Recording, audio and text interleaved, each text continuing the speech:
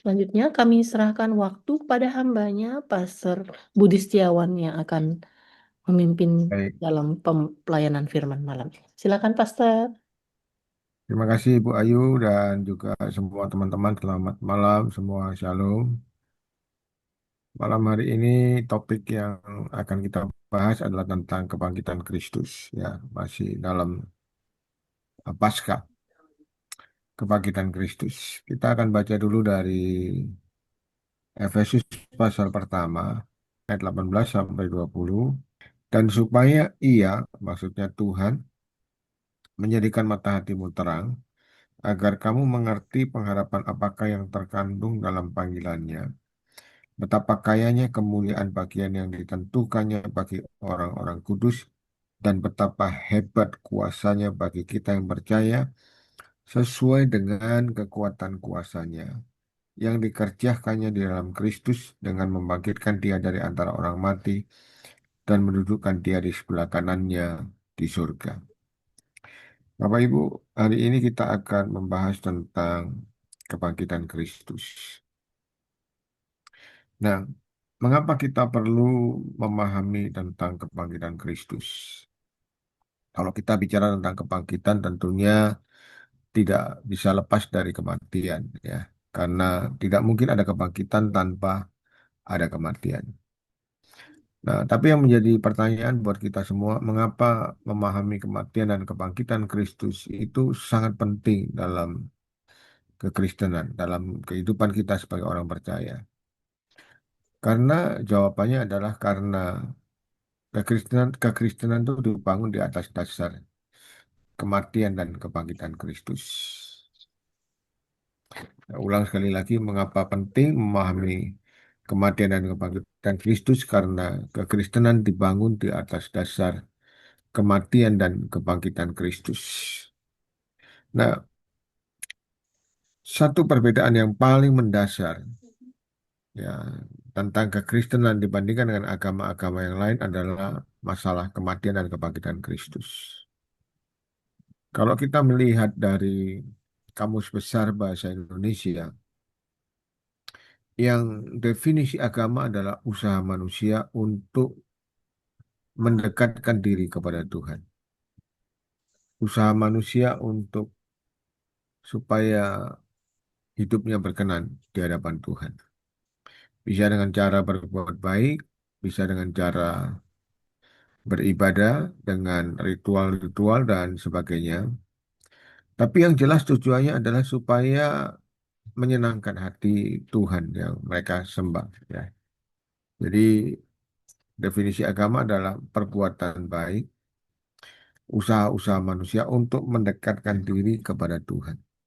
Padahal kita semua tahu sebagai orang percaya, tidak mungkin manusia bisa mendekatkan diri kepada Tuhan kalau bukan Tuhan yang intervensi dalam kehidupan manusia.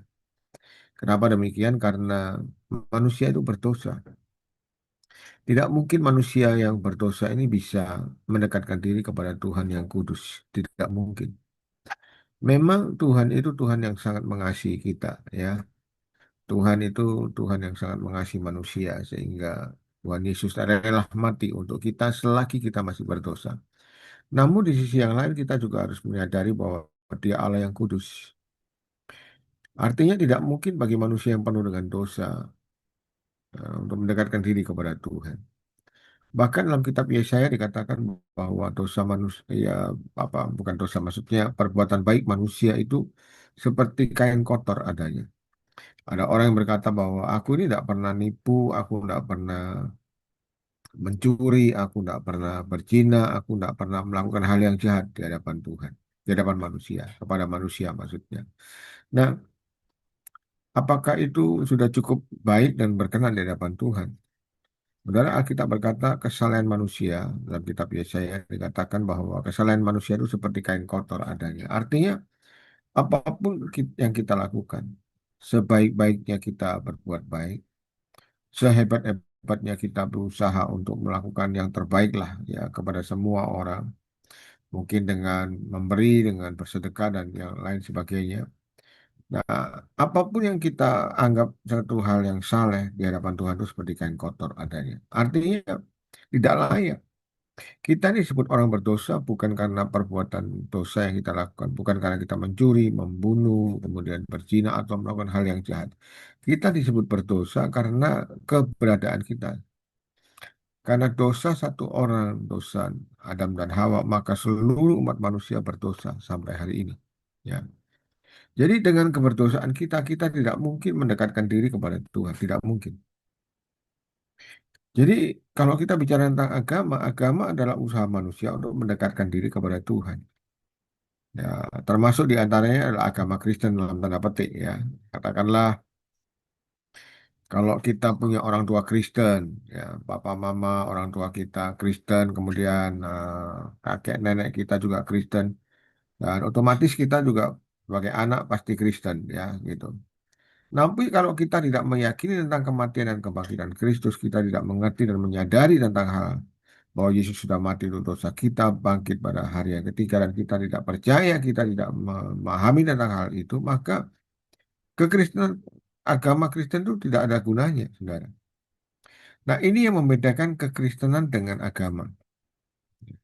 Nah, sebabnya saya katakan berkali-kali kepada teman-teman bahwa pemahaman yang benar tentang kematian dan kebangkitan Kristus sangat penting karena kekristenan dibangun di atas dasar kematian dan kebangkitan Kristus. Kalau Yesus tidak mati, maka kita tetap sebagai orang yang berdosa. Ya. Justru melalui kematian Kristus, dosa kita ditanggung oleh Kristus. Dia yang tidak berdosa, dia dibuat berdosa. Dia yang kaya, dia dibuat miskin. Dia Tuhan, tetapi Alkitab berkata dia rela mengosongkan dirinya, tidak menganggap kesetaraannya dengan Allah sebagai satu hal yang harus dipertahankan, melainkan dia merendahkan diri menjadi sama dengan manusia, bahkan setia sampai mati di atas kayu salib. Dan semua itu dilakukan karena Yesus mengasihi kita. Jadi kalau kita memahami bahwa Yesus sudah mati untuk dosa kita dan kemudian dikuburkan dan pada hari yang ketiga dibangkitkan. Nah, pemahaman ini sangat penting karena ketika kita memahami tentang hal ini, maka akan terjadi yang namanya perubahan nilai, ya, perubahan value, perubahan nilai. Sehingga kita itu menghargai kematian dan kebangkitan Kristus itu dengan benar. Kekristenan itu bukan cuma sekedar ke gereja seminggu sekali, bukan cuma sekedar apa ya berbuat baik gitu, bukan cuma sekedar pengajaran-pengajaran hal-hal yang baik atau sikap yang baik, bukan cuma sekedar itu, tetapi kita ini dibenarkan, kita ini menjadi apa ya, iman percaya kita, doa kita, ibadah kita itu tidak menjadi sia-sia karena kita memahami bahwa Yesus sudah mati dan bangkit bagi kita. Ya. Dan tidak ada satu pribadi yang seperti Yesus yang bangkit. Nah, kalau Yesus tidak mati dan kemudian Yesus tidak bangkit, maka sia-sia juga semua usaha kita. Jadi pemahaman tentang kematian dan kebangkitan Kristus sangat penting karena itu akan membuat perubahan nilai dalam kehidupan kita. Dan kalau nilai kita jadi berubah, ya pemahaman kita tentang Yesus itu bahwa Dia sudah mati dan bangkit bagi kita, ya nilai pemahaman kita, penghargaan, apresiasi kita kepada Tuhan itu berubah, maka dengan sendirinya akan terjadi juga perubahan pola pikir, ya. Nah, kalau pola pikir kita berubah, maka yang terjadi adalah sikap kita juga akan berubah. Artinya kita sungguh-sungguh menghargai kematian dan kebangkitan Kristus. Jadi bukan cuma sekedar agama, ya, bukan cuma sekedar ritual, bukan cuma sekedar doa gitu, bukan cuma sekedar pelayanan, tapi kita melakukan semua hal dalam kehidupan kita karena kita menyadari bahwa Yesus sudah mati dan bangkit bagi setiap kita. Jadi ini dulu yang penting ya, pemahaman bahwa kematian dan kebangkitan Kristus adalah dasar kekristenan. Dibangun di atas dasar kekristenan, di atas dasar kematian dan kebangkitan Kristus. Tanpa kematian dan kebangkitan Kristus, maka sia-sia semua yang kita lakukan. Doa kita tidak ada gunanya, ibadah kita juga tidak ada gunanya, kita menjaga hidup kita benar juga tidak ada gunanya, sia-sia semua. Nah, dengan pemahaman ini, maka kita belajar untuk menghargai kematian dan kebangkitan Kristus dalam kehidupan kita. Nah, dari ayat yang kita baca dari Efesus pasal pertama ayat 18, 19, dan 20, ada tiga hal paling tidak yang saya ingin bagikan pada malam hari ini. Yang pertama adalah kebangkitan Kristus adalah demonstrasi kuasa Allah yang maha kuasa. Dikatakan dalam ayat 19, dikatakan begini, dan betapa hebat kuasanya bagi kita yang percaya sesuai dengan kekuatan kuasanya yang dikerjakannya di dalam Kristus dengan membangkitkan dia dari antara orang mati. Jadi kebangkitan Kristus adalah demonstrasi kuasa Allah yang maha kuasa. Seperti kita tahu bahwa upah dosa adalah maut. Ya, semua manusia adalah berdosa dan upah dosa adalah maut. Nah, sampai hari ini tidak ada satupun pribadi, orang atau siapapun yang bisa mengalahkan maut. Tidak ada, tidak ada. Ada banyak teknologi, ada banyak kemajuan, kemajuan medis, teknologi dan ya kemajuan demi kemajuan terjadilah dalam banyak hal. Tapi saya meyakini satu hal bahwa sampai kapanpun tidak ada satupun orang atau pribadi yang bisa mengalahkan maut. Tidak ada.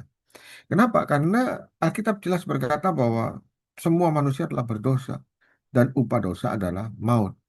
Artinya suka atau tidak suka, cepat atau lambat, kita akan mengalami yang disebut dengan maut, kematian. Setiap kali saya melayani ibadah penghiburan di Adi Jasa, di tempat di rumah duka, saya selalu berkata bahwa ya kita ini sedang antri sebenarnya. Ya, kalau kita melihat ada saudara keluarga kita yang dipanggil Tuhan, nah kita ini juga sedang antri, ya. Artinya cepat atau lambat, suka atau tidak suka, kita juga akan mengalami yang disebut dengan kematian. Nah, kenapa hal itu bisa terjadi? Karena dosa. Ya, dosa itu membuat manusia mengalami maut.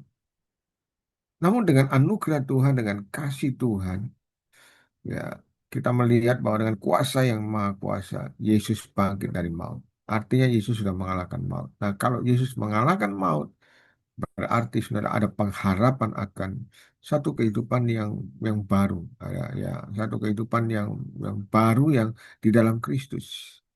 Nah, di sini kita melihat bahwa kebangkitan Kristus adalah demonstrasi kuasa Allah yang maha kuasa. Ya. Dalam 1 Korintus 15 dikatakan, Hai maut, di manakah sengatmu? Ya. Artinya maut tidak lagi berkuasa dalam kehidupan manusia. Ya. Ketika manusia berdosa, minta ampun kepada Tuhan dan percaya kepada Tuhan, dosa yang diampuni. Tapi kemudian ketika kita meninggal, kita tidak lagi meninggal dalam maut, dalam neraka untuk selama-lamanya, tapi ada kehidupan yang kekal. Kenapa hal itu bisa terjadi? Karena Yesus sudah mati menanggung dosa kita. Jadi kalau kita bicara tentang kebangkitan Kristus adalah demonstrasi kuasa Allah yang maha kuasa. Sampai kapanpun manusia berusaha mengalahkan maut, ya kalau misalnya saja, misalnya ada obat atau penemuan atau apapun lah namanya, ya. Kalau ada penemuan yang katakanlah obat atau apa gitu ya, yang bisa membuat manusia panjang umur, yang bisa membuat manusia nggak mati-mati, yang bisa membuat manusia awet muda terus dan nah, saudara, kalau misalnya ditemukan seperti itu, obat seperti itu, maka berapapun harganya pasti orang akan mau beli. Ya. Kenapa demikian? Karena pada dasarnya siapa yang tidak ingin hidup untuk kekal untuk selama-lamanya, ya kan? Hidup awet muda terus, ya. Sekarang ini ada banyak klinik kecantikan yang bisa membuat orang itu jadi awet muda, kelihatan lebih mudah ditarik. Itulah, inilah, dikasih benang dan sebagainya dengan terapi-terapi ini. Nah, itu semua bisa terjadi, Bapak Ibu. Tapi satu hal yang saya meyakini bahwa sampai kapanpun tidak ada orang yang bisa mengalahkan maut. Tidak bisa. Hanya Yesus satu-satunya yang bisa mengalahkan maut. Kenapa? Karena dia Tuhan. Ya. Alkitab berkata, Hai maut, di manakah sengatmu? Jadi kalau kita lihat dari ayat tadi dikatakan kebangkitan Kristus adalah demonstrasi kuasa Allah yang maha kuasa. Dengan cara apa? Dengan cara mengalahkan maut. Jadi yang paling ditakuti oleh manusia itu maut. Nah, tidak ada yang lebih ditakuti dibandingkan dengan maut. Itu musuh yang terbesar dalam kehidupan manusia apa? Maut, kematian. Tapi Yesus sudah menang atas kematian. Dia sudah bangkit dari maut dan itu merupakan satu awal yang baru bagi kehidupan kita yang percaya. Ya. Bagi kita yang percaya, maut tidak lagi menjadi satu hal yang menakutkan karena ketika kita meninggal, kita tidak lagi meninggal untuk selama-lamanya di alam di neraka, tetapi kita berpindah dari alam yang fana di bumi ini ke surga yang penuh dengan hidup kekal dan yang penuh dengan sukacita dan tidak ada air mata. Dan itu sukacita yang besar yang Tuhan berikan dalam kehidupan kita. Yang kedua, apa yang kita pelajari tentang kebangkitan Kristus? Kebangkitan Kristus menjadi dasar pengharapan akan kemuliaan. Kenapa saya katakan demikian? Karena maut itu membuat manusia hidup dalam penderitaan. Manusia itu hidup dalam kekalahan. Maut membuat manusia hidup melakukan perbuatan dosa. Maut menghancurkan banyak hal. Ya, ketika Tuhan menciptakan manusia, pada awal manusia penciptaan dikatakan semuanya baik dan sangat baik. Tidak ada hal yang tidak baik, saudara. Tapi ketika dosa masuk, maut itu menghancurkan segala sesuatu. Dosa menghancurkan segala sesuatu. Banyak rumah tangga yang hancur karena dosa. Keluarga-keluarga yang hancur karena dosa. Banyak pelayanan yang hancur juga karena ambisius, karena ego, karena kesombongan. Dan semua itu terjadi karena dosa. Ya, perang yang terjadi pada hari-hari ini semua karena dosa. Karena manusia ego dan merasa lebih hebat dibandingkan dengan yang lain. Ada banyak kepentingan ini, itu, dan sebagainya. Jadi di dunia ini segala kekacauan, segala perbuatan jahat, segala hal yang buruk, semua terjadi karena dosa. Ya, karena dosa membuat maut bekerja dalam kehidupan manusia dan dari hari ke hari dunia ini bukan semakin membaik, semakin merosot, ya, semakin hancur dan satu kali akan sampai pada kehancurannya. Nah, kenapa demikian? Karena maut bekerja dengan sangat kuat pada hari-hari ini. Yang namanya penyakit bukan semakin membaik, bukan semakin menurun, tapi semakin banyak penyakit-penyakit yang baru muncul. Ya, maut menghancurkan segala sesuatu. Tetapi melalui kebangkitan Kristus ketika maut dikalahkan, berarti ada pengharapan yang baru. Ada pemulihan, ada yang namanya restorasi, ada pengharapan akan kemuliaan. Kenapa? Karena maut sudah dikalahkan. Karena itu barang siapa yang percaya kepada Yesus ada pengharapan akan kemuliaan, ada pemulihan, ya, ada kesembuhan, ada pengharapan lagi akan kemuliaan, ada pengharapan akan jawaban-jawaban doa, ada pengharapan akan hidup berkemenangan, ada pengharapan akan kemuliaan Tuhan. Dalam ayat yang kita baca dikatakan ya, saya ulang dikatakan ayat 20 yang dikerjakannya dalam Kristus dengan membangkitkan dia dari antara orang mati dan mendudukkan dia di sebelah kanannya di surga. Ayat 19 dikatakan betapa hebat kuasanya bagi kita yang percaya sesuai dengan kekuatan kuasanya. Nah, ayat 18 dikatakan betapa besar kemuliaan yang Tuhan berikan bagi orang yang percaya. Yang ketiga, apa yang kita bisa pelajari dari ayat ini. Yang ketiga, kebangkitan Kristus menjadikan kita ini lebih dari pemenang, Bapak Ibu. Kita disebut lebih daripada pemenang bukan karena kita hebat, bukan. Bukan karena kita Superman, begitu, bukan. Ya, tapi kita disebut lebih daripada pemenang karena Yesus sudah mati dan menanggung segala sesuatu. Ya, dosa, maut, segala hal yang buruk ditanggung semuanya di atas kayu salib dan kebangkitan Yesus membuktikan bahwa dia lebih berkuasa dari segala kuasa penguasa di muka bumi. Nah, sebabnya ada pengharapan akan kemuliaan dan kita disebut lebih daripada pemenang. Ya. Kenapa? Karena bukan kita yang berusaha, bukan karena kita baik. Ya, satu kali ada orang yang bilang begini perumpamaan seorang petinju itu dia bertinju dengan sungguh-sungguh sampai babak belur, ya, bahkan sampai ada wajah yang terluka dan sebagainya. Nah, tentunya dapat reward kalau dia sudah menang kan, dapat sekian ribu dolar gitu kan. Nah, kemudian dikasih sama istrinya. Jadi istrinya nggak ikut tinju, nggak ikut babak belur, tapi dapat uangnya gitu. Ya, artinya istrinya ini disebut orang yang lebih daripada pemenang. Nah, demikian juga dalam kehidupan kita. Ya, kita ini disebut orang yang lebih daripada pemenang sekali lagi semata-mata karena kasih Tuhan, karena Dia sudah mati dan bangkit bagi setiap kita. Sekali lagi bukan karena kita hebat, tapi karena Tuhan mengasihi kita. Karena Tuhan sudah mati dan bangkit bagi setiap kita. Nah, sebabnya kita disebut sebagai orang yang lebih daripada pemenang. Ya, saya kira itu saja yang saya ingin bagikan. Ada tiga hal tadi. Yang pertama, kebangkitan Kristus adalah demonstrasi kuasa Allah yang Maha Kuasa. Yang kedua, kebangkitan Kristus menjadi dasar pengharapan akan kemuliaan. Ada pengharapan akan kemuliaan. Segala kutuk dosa dihancurkan, segala kuasa maut dihancurkan.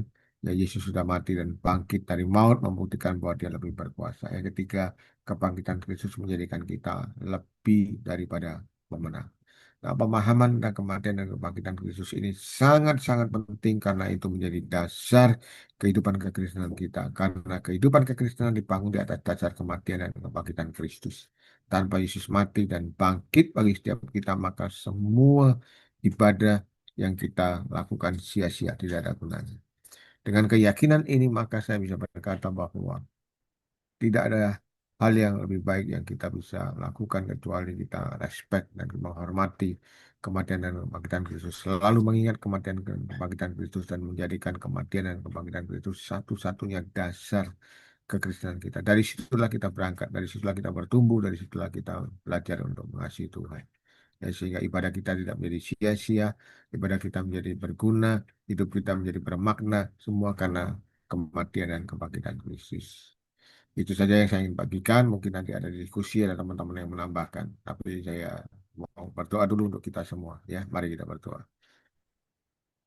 Bapak Surgawi yang kami sembah di dalam nama Tuhan Yesus, kami mengucap syukur karena Engkau sudah mati, menanggung dosa kami di atas kayu salib, dan Engkau dikuburkan dan bangkit pada hari yang ketiga, dan kebangkitanmu membuktikan bahwa Engkau Allah yang berkuasa jauh dari segala kuasa, penguasa di muka bumi. Setiap nama yang bisa disebut bahkan pada hari ini maupun yang akan datang, Engkau Allah yang jauh lebih berkuasa dari segala-galanya. Kepadamu setiap lutut akan bertelut dan setiap mulut akan mengaku bahwa Yesus adalah Tuhan. Terima kasih, kami bersyukur kami punya Allah yang sangat mengasihi kami. Kami bersyukur bahwa Engkau sudah mati dan bangkit dengan kasih yang besar. Engkau rela mati untuk kami semua, dan dengan anugerah yang besar kami dilayakkan, kami dibenarkan. Bukan sekali lagi kami hebat, bukan karena kami layak, tapi semata-mata karena kasih dan anugerah Tuhan, karena kuasa-Mu yang besar yang terjadi dalam kehidupan kami. Nah, sebabnya apapun yang kami alami pada hari-hari ini, ajar kami untuk tetap percaya dan meyakini bahwa kuasa-Mu tidak pernah berubah dulu, sekarang, dan selamanya. Terima kasih. Berkati teman-teman yang hadir maupun yang tidak hadir dalam Zoom pada malam hari ini. Dalam nama Yesus kami berdoa. Amin. Amin. Amin. Thank you.